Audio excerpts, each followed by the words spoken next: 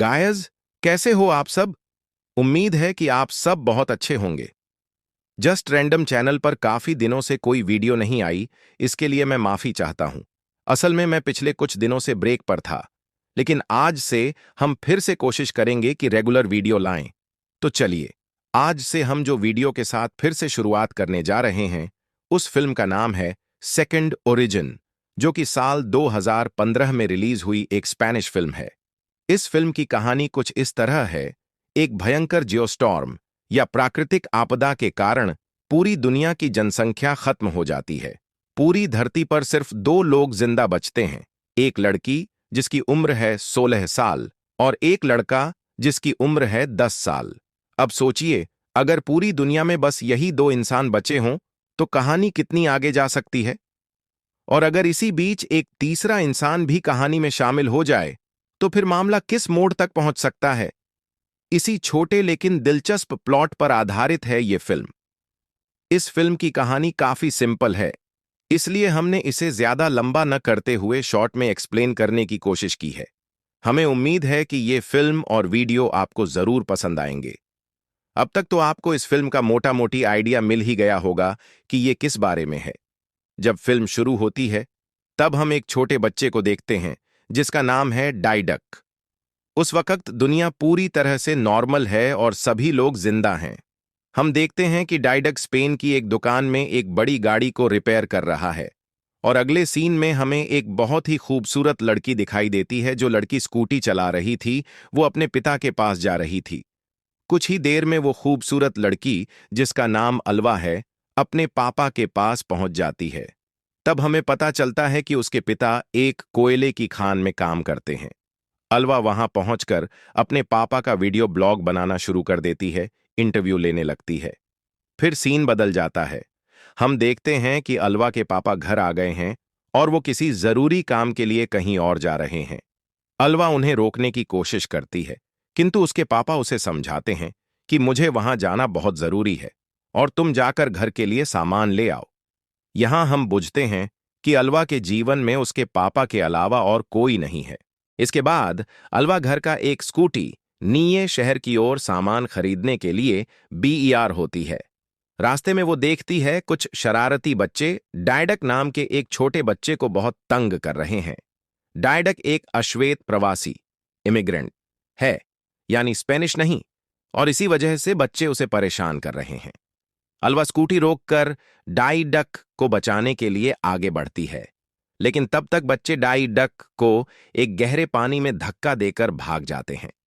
अलवा डाइडक के लिए घबरा जाती है और वो भी पानी में छलांग लगा देती है। पानी में कूदने के बाद अलवा देखती है कि डाइडक बहुत नीचे जा चुका है। वो भी गहराई में तैर कर नीचे जाती है और थोड़ी ही देर में डाइडक तक पहुंच जाती है। लेकिन तभी पानी के ऊपर एक बहुत तेज रोशनी दिखती है, जिससे दोनों डर जाते हैं। जब वो दोनों ऊपर आते हैं तो देखते हैं कि कुछ ही सेकंड्स में पूरी दुनिया तबाह हो चुकी है। उनके होश उड़ जाते हैं। चारों तरफ सिर्फ आग और बर्बादी। हमें पता चलता है कि वहां एक भयंकर थंडर स्टॉर्म आया था, जैसे बिजली की भारी तबाही, और लगता है जैसे न्यूक्लियर बम फट गया हो। लेकिन क्योंकि अलवा और डायडक पानी के नीचे थे, इस वजह से वे बच गए। इसके बाद दोनों आगे बढ़ते हैं और देखते हैं कि चारों ओर सब मरे पड़े हैं। अलवा डायडक को अपने साथ घर ले जाती है और अपने पापा से संपर्क करने की कोशिश करती है, लेकिन कोई जवाब नहीं आता। इसके बाद अलवा डायडक को लेकर अपने पापा को खोजने निकलती है। वो एक स्कूटर स्टार्ट करने की कोशिश करती है और डायडक उसे पीछे से धक्का देता है, लेकिन स्कूटर स्टार्ट नहीं होता, बल्कि एक्सीडेंट हो जाता है और अलवा घायल हो जाती है। फिर डायडक अलवा को लेकर उसके घर लौटता है और उसकी देखभाल करने की कोशिश करता है। डायडक हिम्मत करके अलवा के कंधे में एक इंजेक्शन देता है, जिससे उसका घाव भरने लगता है। धीरे धीरे वक्त बीतता है और अलवा की चोटें ठीक हो जाती हैं, लेकिन उसके शरीर पर निशान रह जाते हैं। अगले दिन सुबह डायडक जब उठता है तो देखता है कि अलवा बिस्तर पर नहीं है। ये देखकर वो डर जाता है, क्योंकि अलवा के अलावा उसका और कोई नहीं है। और इस बीच काफी महीने बीत चुके हैं। अलवा और डायडक साथ में रहने लगते हैं। कुछ समय बाद डायडक की नजर बिस्तर की चादर पर जाती है और वो देखता है कि उस पर खून के धब्बे हैं। ये देखकर उसके मन में कई सवाल उठते हैं और वो डर जाता है कि ये खून किसका है।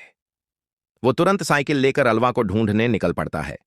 कुछ देर बाद वो एक जगह पहुंचता है और देखता है कि अलवा वहां खड़ी है, जो अभी अभी तालाब से बाहर आई है और हाथ मुंह धो रही है।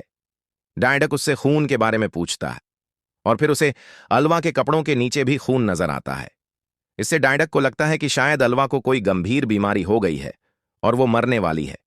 लेकिन अलवा उसे बताती है कि आज से उसे पीरियड्स शुरू हुए हैं। डायडक को इसकी कोई समझ नहीं होती, क्योंकि उसकी उम्र सिर्फ 10 साल है। तब अलवा उसे समझाती है कि अब वो मां बनने के लिए तैयार हो गई है।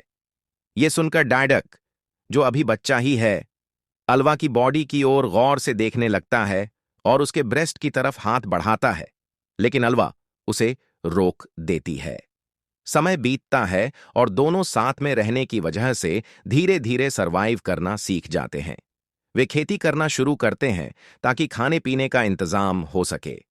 कुछ सालों में डायडक जवान हो जाता है और खेतों में काम करने की वजह से उसकी बॉडी भी मजबूत और आकर्षक बन जाती है। इसका असर यह होता है कि दोनों के बीच फिजिकल अट्रैक्शन बढ़ने लगता है। हालांकि अलवा खुद को रोकने की कोशिश करती रहती है, क्योंकि वो उम्र में बड़ी है। एक दिन जब डायडक खाना बना रहा होता है तो उनके बीच कुछ शारीरिक स्पर्श होते हैं। फिर एक पल ऐसा आता है जब डायडक अलवा को किस कर देता है और वहां से चला जाता है। इस बार अलवा उसे नहीं रोकती, क्योंकि अब वो भी उसके प्रति आकर्षित हो गई है। इसके बाद वाले सीन में हम देखते हैं कि अलवा और डायडक अपना पुराना घर छोड़कर किसी नई जगह जा रहे हैं। कारण ये है कि तूफान के कारण उनकी खेती की सारी जमीन तबाह हो चुकी है। वे एक प्लेग्राउंड जैसी जगह पर आते हैं और फिर से एक दूसरे के करीब आते हैं, लेकिन अलवा खुद को रोक लेती है। इसके बावजूद वे एक दूसरे के साथ रहने का फैसला करते हैं। रात को जब दोनों साथ में बैठते हैं तो वे बड़े लोगों की तरह गहराई से बातें करते हैं। अलवा अब पूरी तरह समझ जाती है कि डायडक अब बच्चा नहीं रहा और उसकी उम्र अब लगभग 13 या 14 हो चुकी है। अलवा, जो अब लगभग 20 से 22 साल की हो चुकी है, डायडक से कहती है कि हम अपने बीच के इस आकर्षण को रोक नहीं सकते, बल्कि हमें इसे एंजॉय करना चाहिए। फिर वो डायडक को किस करती है। अगली सुबह दोनों फ्रेश माइंड से नया दिन शुरू करते हैं और साथ में अच्छे से जिंदगी जीने लगते हैं।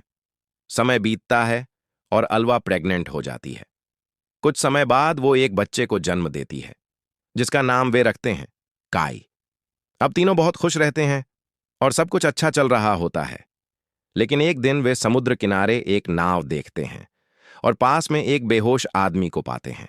डायडक उस आदमी को उठाकर घर लाता है। आदमी अपना नाम बताता है, सरजी। वो कहता है कि वो एक टापू पर अकेला रहता था और वहां के बाकी सभी लोग मर चुके हैं।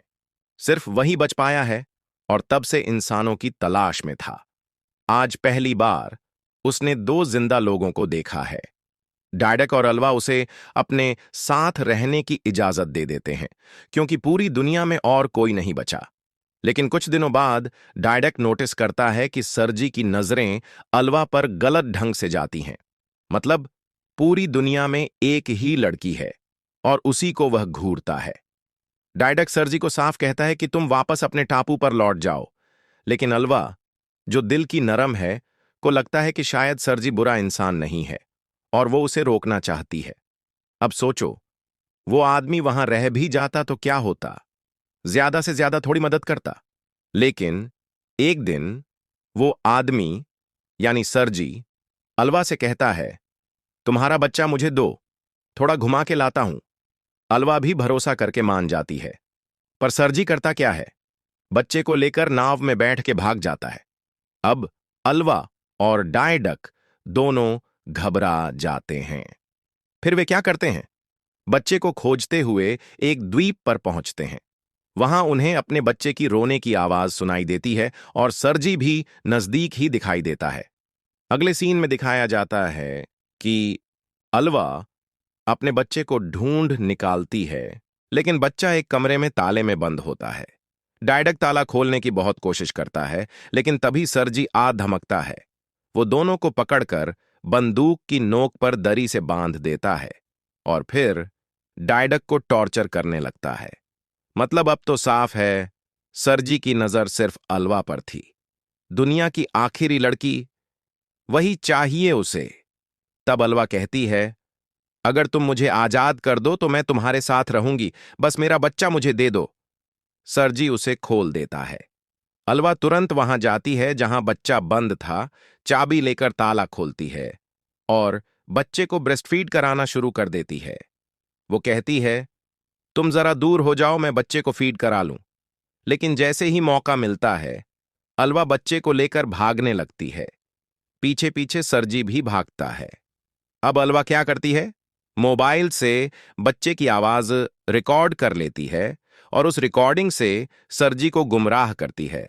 मतलब वो सोचता है बच्चा उधर है। इधर अलवा पहुंच जाती है डायडक के पास और उसे बांध से छुड़ाने लगती है। पर तभी सरजी अलवा की चाल समझ जाता है और वापस लौटकर अलवा को पकड़ लेता है, जब वो डायडक को आजाद कर रही होती है। अब अलवा डर जाती है और गिड़गिड़ाते हुए सरजी से कहती है, प्लीज हमें मत मारो, मैं तुम्हारे साथ रहूंगी, जो कहोगे वही करूंगी, सिर्फ हमारे बच्चे को बख्श दो। लेकिन तभी किस्मत से डायडक को एक चाकू मिल जाता है और उस बीच सरजी गुस्से में आकर अलवा के पैर पर गोली मार देता है। डायडक जैसे तैसे अपनी रस्सी काटकर सरजी से भिड़ जाता है। भयंकर लड़ाई होती है। एक पल ऐसा आता है जब सरजी डायडक को गोली मार देता है। वो गोली लगती है उसकी छाती के बाईं ओर, लेकिन डायडक अब भी जिंदा होता है। वो एक लकड़ी या लोहे के टुकड़े से सरजी पर हमला करता है और उसे वहीं मार गिराता है। अब डायडक की हालत भी बहुत खराब होती है।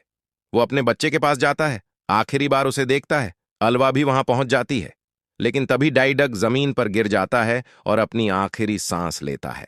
मतलब अलवा ने जिस मानवता की वजह से सरजी को मौका दिया था, उसी का नतीजा डायडक की मौत। फिर अलवा डायडक की लाश को गले लगाकर जोर जोर से रोती है। सूरज ढल जाता है। वो डायडक की लाश को समंदर में तैरते हुए छोड़ देती है। अगले दिन अलवा अपने पुराने घर लौट जाती है और यहीं पर यह कहानी खत्म हो जाती है। इस फिल्म से सीख क्या मिलती है? अगर तुम और तुम्हारा प्यार ही दुनिया में अकेले हो, फिर भी अगर तीसरे किसी को थोड़ा सा भी मौका देते हो, तो बर्बादी तय है। रिलेशनशिप नाजुक होती है, एक छेद भी नाव को डुबो सकता है। तो अगर अलवा सरजी को मौका नहीं देती तो शायद डायडक बच जाता। और यही इस फिल्म का असली मैसेज है। अब तुम बताओ, तुमने इस फिल्म से क्या सीखा? कमेंट करके जरूर बताना। और हां, फिल्म की डाउनलोड लिंक मैंने डिस्क्रिप्शन और पिन कमेंट में दे दी है। यह फिल्म थोड़ी हटके है, थोड़ी +10 के लिए। तो अगर देखना चाहो तो अकेले देखना, किसी के सामने मत चलाना, वरना शर्मिंदा हो जाओगे। मैं पहले ही बता रहा हूं, मैं अब जा रहा हूं। जस्ट रैंडम चैनल नाम से मेरा फेसबुक पेज भी है, उसका लिंक भी डिस्क्रिप्शन में डाल दिया है। हर दिन 2-3 रील अपलोड करता हूं, फिल्मों, वेब सीरीज और नई रिलीज की लिंक के साथ। मैंने नया यूट्यूब चैनल शुरू किया है। आपके अलावा मेरा और कोई नहीं है, इसलिए अगर आप लोग चाहें तो थोड़ा समय निकालकर मेरे चैनल को सब्सक्राइब कर दीजिए। आपकी एक सब्सक्राइब ही मुझे आगे बढ़ने में मदद करेगी। आपकी एक सब्सक्राइब मेरे लिए बहुत बड़ा प्यार है। आइए साथ में कुछ नया शुरू करते हैं। तो ख्याल रखना, स्वस्थ रहो, अलविदा।